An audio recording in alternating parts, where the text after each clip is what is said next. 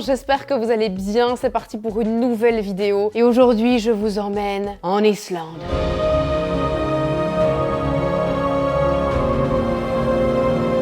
Oui, l'Islande. L'Islande.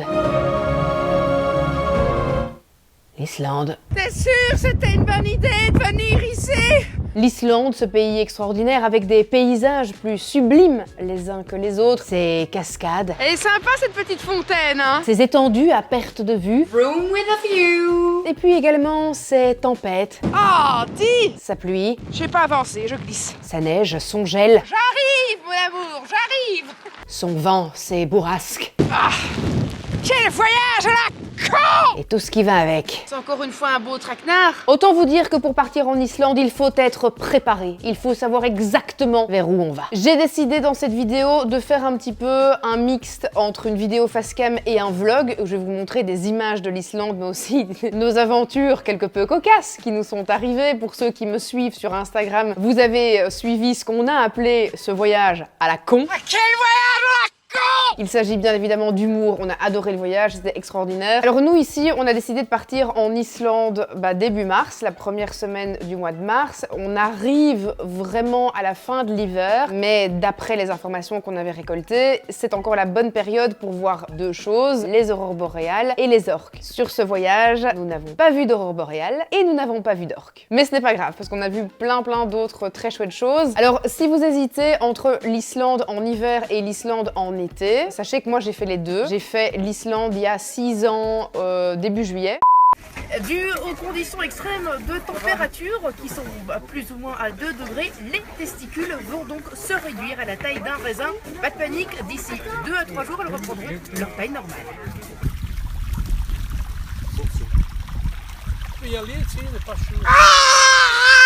Donc ce qui se passe, c'est qu'on est sur un chemin qui est littéralement envahi. Mais quand je dis envahi, c'est envahi par les mouches. Et donc voilà, il n'y a pas moyen... Ah, j'en ai sur mon œil!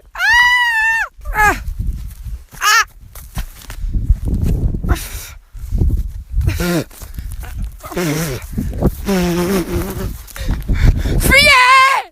Fuyez! Et t'inquiète pas, tu sais, lui ça le dérange pas du tout, hein. Il est à l'aise, hein, genre limite il les... Tu les manges ou quoi en fait? Oh! En direct des plus belles cascades d'Islande ainsi que de sa célèbre douchette d'anus. Une douchette qui vous permet de le rendre optimal, fonctionnel comme à sa naissance.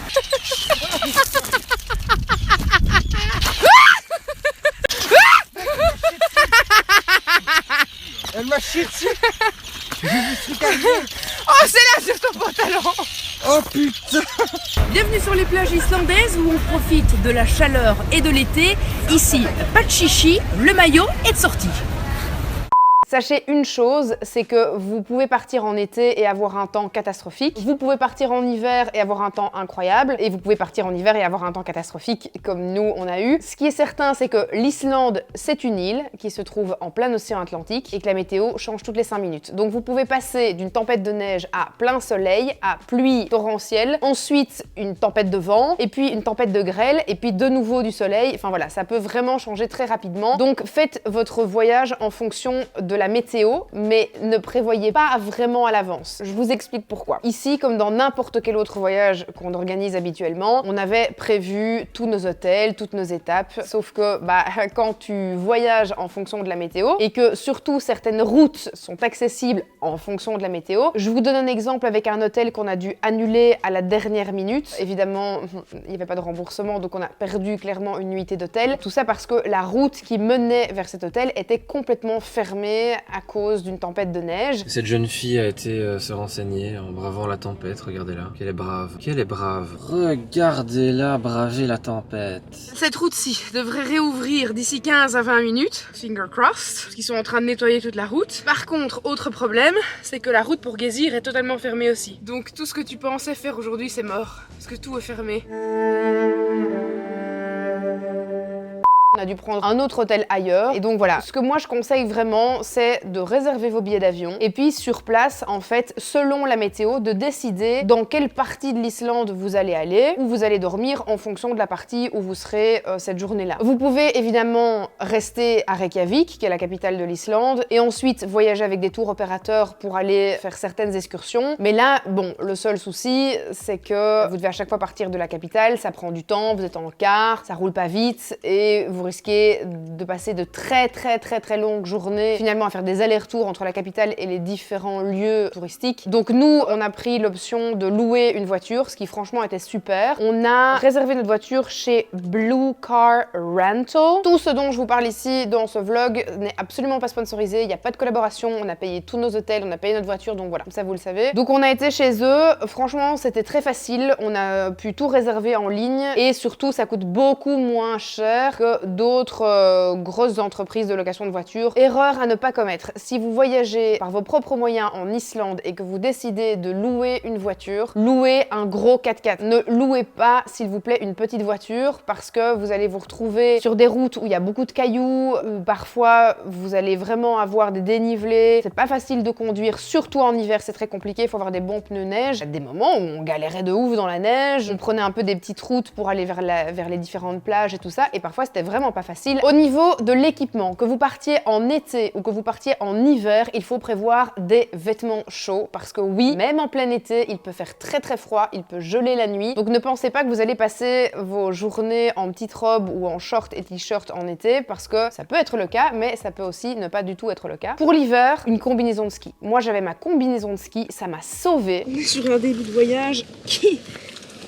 dit putain, mais je rentre plus mon cul dedans ou quoi? Mais mon truc est trop gros en fait. Allez, mon énorme cul! Je mettais mon petit soupule thermique, je mettais ma combinaison de ski par-dessus et j'étais pépère, j'étais trop bien.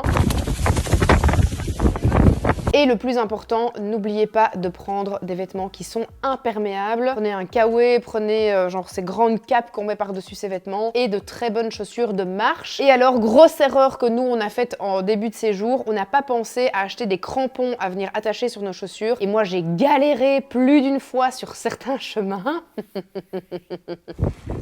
Ça fait plaisir. Oui. Alors le tour que nous on a fait, on a atterri à l'aéroport de Keflavik et on est ensuite tout de suite remonté vers la péninsule de Snæfellsnes.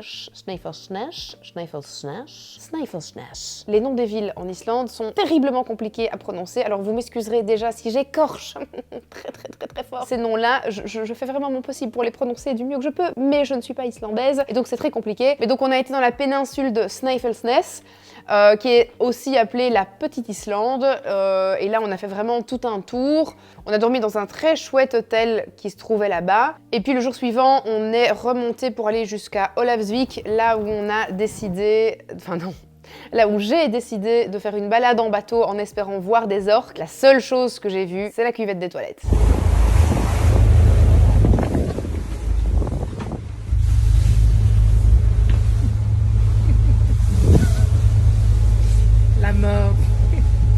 La mort.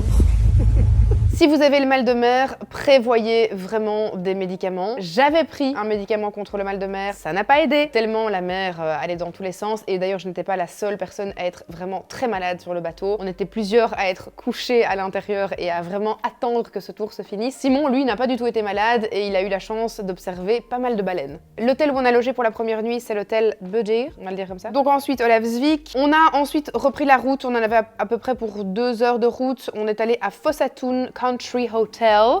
Et ça, c'est super sympa parce que c'est un hôtel sur le thème des trolls. Et en fait, l'hôtel où on a logé est situé dans un endroit où un troll de l'île a habité. Et donc, il y a vraiment toute une promenade à faire qui est la balade des trolls, qui est très sympa. Là, malheureusement, pas du tout de chance avec le temps. Il y avait un vent mais un vent pas possible.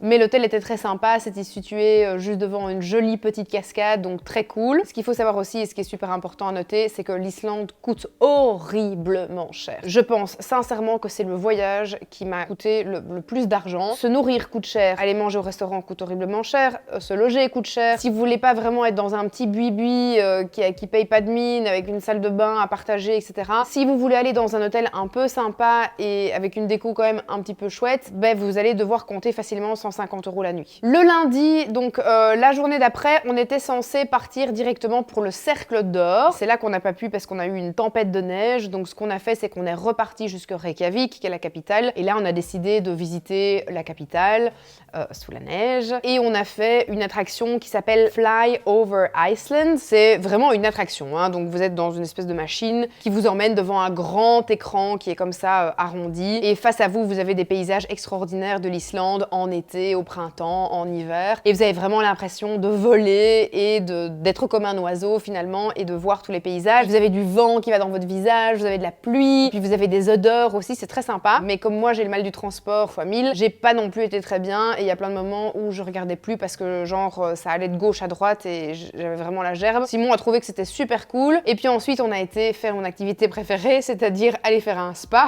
Et là on a testé le Sky Lagoon, qui est un lagon qui se trouve donc à Reykjavik, qui est face à la mer. Il est absolument magnifique. Tout le monde pense toujours au Blue Lagoon, qu'on a d'ailleurs fait aussi en fin de séjour, mais peu de gens connaissent ce Sky Lagoon. Franchement, c'était trop cool, c'était super beau, on a kiffé de dingue. De nouveau, pour la météo, c'était catastrophique, mais c'était quand même très très chouette, et je vous le conseille vivement. On se retrouve ce soir pour profiter pleinement d'un petit moment dans un lagon en bord de mer. Un réel plaisir. Quel voyage à la con. Ça va niquer. C'est l'enfer.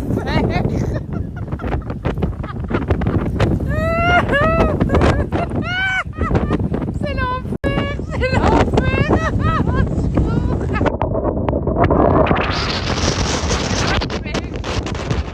Pour cette nuit à Reykjavik, on a réservé un bed and breakfast qui s'appelle le Treasure Bed and Breakfast. Et c'était vraiment très très chouette. Notre hôte a été une femme qui était adorable. Elle nous a aidé à trouver des activités pour la journée. Elle a regardé la météo avec nous pour le lendemain. Elle était vraiment super. Donc je conseille cet endroit vraiment plus parce qu'il était très très cool. On a ensuite repris la route pour un long trajet direction Vik. Alors, pour ce trajet-là, si vous avez de la chance et que les routes sont ouvertes parce qu'elles ne sont pas gelées ou enneigées, ça va beaucoup plus vite. Là, malheureusement, la route principale qui nous amène vers Vik, elle était fermée. Donc on a dû faire tout le tour en repassant dans les environs de Keflavik, Grindavik et tout ça. On est arrivé à Vik. Là, on a eu vraiment beaucoup plus de chance avec le temps. On a eu un petit peu de soleil. On a pu aller observer les Black Sand Beach. Donc ce sont ces fameuses plage de sable noir due au volcan. On a été manger dans un petit restaurant qui se trouvait en bord de plage qui était super chouette et vraiment très très bon. On s'est arrêté dans un petit pub qui était super bien noté sur TripAdvisor. C'est le Strandin Pub. Donc on va manger ici et puis on va partir en balade. On a été voir Skogafoss aussi, des cascades. Oh, un arc-en-ciel juste devant nous. Le pied de l'arc-en-ciel est juste là. Si on creuse un peu, je suis sûre qu'on va trouver l'or du léprechaune. C'est le léprechaune qui a de l'or en dessous du arc-en-ciel. Hein.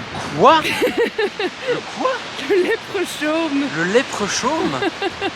J'ai jamais entendu parler de ça de ma vie. Ah, ben voilà, un peu de soleil. Tout ça fait mal. Bon, t'es un peu mouillé quand tu vas tout près. J'ai pas trouvé le trésor, c'est pas grave. Et là, on a logé dans un appart-hôtel qui s'appelle le Black Beach Suite, qui est quand même un appartement assez beau, avec une belle vue sur la mer. Le lendemain, on avait décidé d'aller marcher sur un glacier. On avait donc réservé une activité qui a été annulée à cause du temps. Donc là aussi, quand vous prévoyez des tours, des activités, etc., et qu'ils sont annulés, allez bien vérifier qu'on vous rembourse, parce que si c'est la compagnie du tour qui annule, vous pouvez être remboursé. Mais vous devez faire les démarches pour être remboursé, donc faites gaffe par rapport à ça. Expliquez un peu ce qui se passe. On se fait annuler toutes nos activités. Pourquoi? Parce qu'il fait dégueulasse. Donc on a strictement rien fait de cette journée-là. On a glandé jusqu'à midi, il faisait dégueulasse. dégueulasse. C'était pas possible de sortir, il faisait vraiment ignoble. Donc on est resté dans notre appart jusqu'à midi et puis ensuite on a pris la route et on a avancé sur notre trajet pour aller vers le plus grand glacier de l'Islande et s'arrêter dans notre hôtel où on a logé. Hôtel qui était pas spécialement ouf mais qui était sympa parce que c'était vraiment, ça coupait assez bien la route donc ça c'était cool. On a eu la chance d'aller voir des grottes de glace et ça c'est vraiment exceptionnel.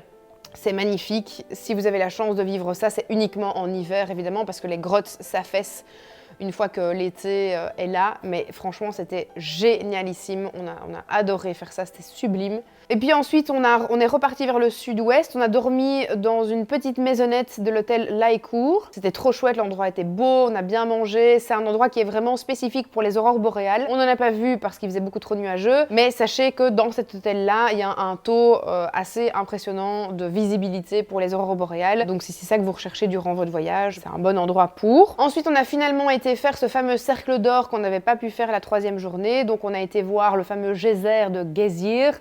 On a été voir la cascade de Gullfoss qui est super impressionnante. Et puis on a été voir la faille de Silfra. Et puis on est redescendu. Là on a été dormir dans un autre hôtel qui était très très cool. Le lieu où il était situé, pas ouf, parce que c'était vraiment en plein milieu d'une petite ville, mais ça fait très industriel comme ça. T'as genre une pompe à essence, une pharmacie, un grand magasin, un hôtel. C'est pas très très beau, c'était à côté d'une grande route. Mais l'hôtel était très chouette. C'était un peu un hôtel un peu hipster, comme ça, cool, avec plein de petits restaurants à l'intérieur. Donc ça, c'était chouette. Et puis, dernière journée, sous la drache.